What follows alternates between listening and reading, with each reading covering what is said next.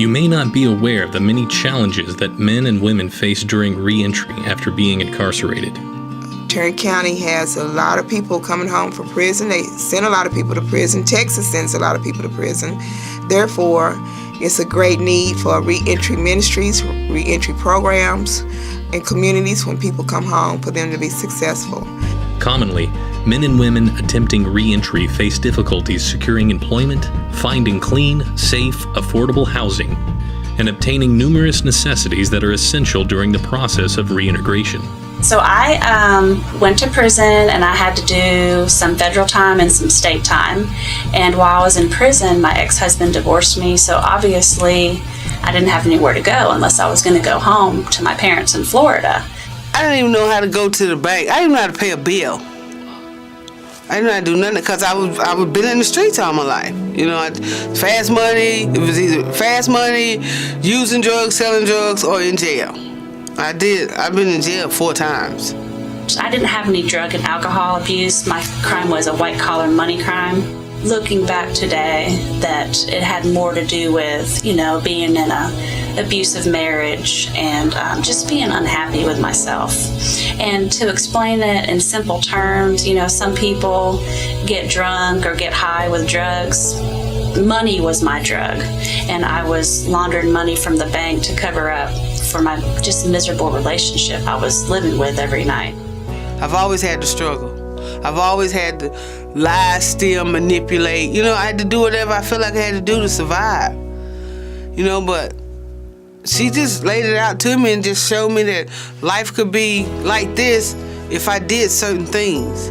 The founder, Sandra Stanley, also known as Mama Stanley, has grown within the community with an outstanding turnover rate of instilling faith-based values. It's a life-changing program, but you gotta want it. You gotta want it, man. It's just awesome, man. I mean, I've done a lot of firsts with Opening Doors, and I'm 52 years old. If you ask me, how did you do almost 3 years in prison, I couldn't even tell you. Being away from my boys, it was just, it was terrible because they were 7 and 10 when I left. It's work.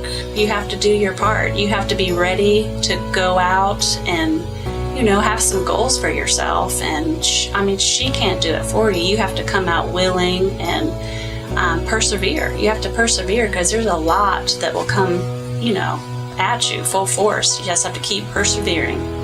They have barriers that if they don't have support systems, if they don't have a place to live, if they don't have a job, then these are all barriers for them to prevent them from being successful and maybe going back to prison. We want to reduce the recidivism rate here, and this is one of the ways we can do it through Opening Doors for Women in Need.